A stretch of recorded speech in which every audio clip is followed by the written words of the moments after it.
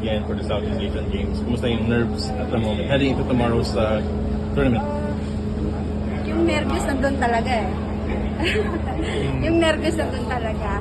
Just any other Filipino athletes, same sa akin, ganun din yung excitement, yung preparation, and yung love din, representing the Philippines is nandun talaga.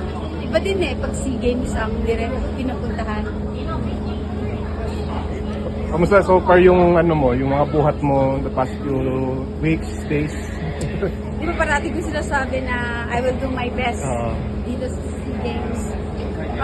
Medyo mahirap yung preparasyon ko. Kasi, ayun nga, hindi ako yung preparation kasi na being an athlete na may goal ka, hindi ako ganun ngayon eh. Dami kong ginagawa on the side. So, hindi ko naggagawa ng maayos. Pero ngayon, hoping na I'm in a best shape with the help of my therapists and coaches na tinulungan ako para to do my best for the Philippines.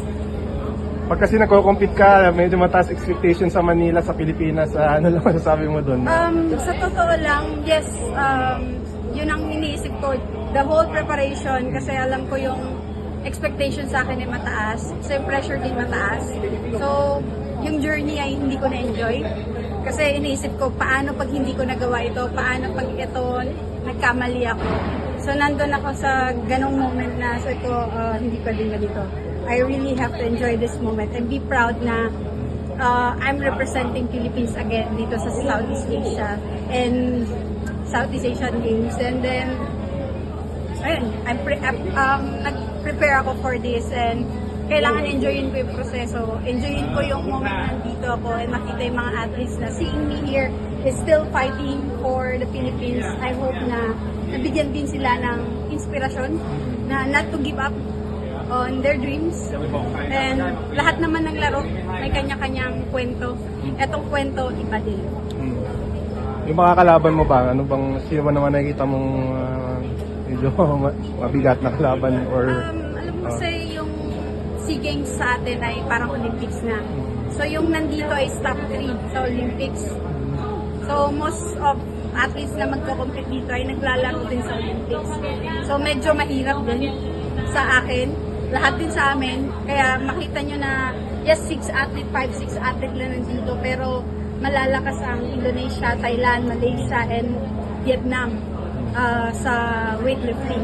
So dito pa lang sa Southeast Asia, talagang Olympics na ang standard ng weightlifting. So kung kumusta, hindi ko masabi kung ano magiging resulta bukas, pero magiging close fight yun.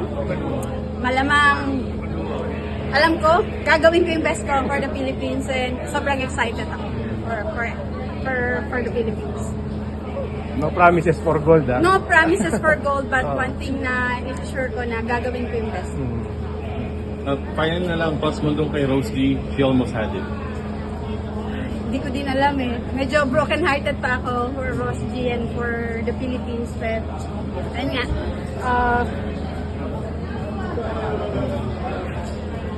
Alam ko yung preparation niya, mahaba rin. Gaya ng ibang atleta. Pero siguro ganun talaga ang laro. Minsan, kailangan mong ma-fail para matuto sa lahat ng ginawa ka. So hoping na next SEA Games maka-recover siya or next Olympics makapag-qualify siya.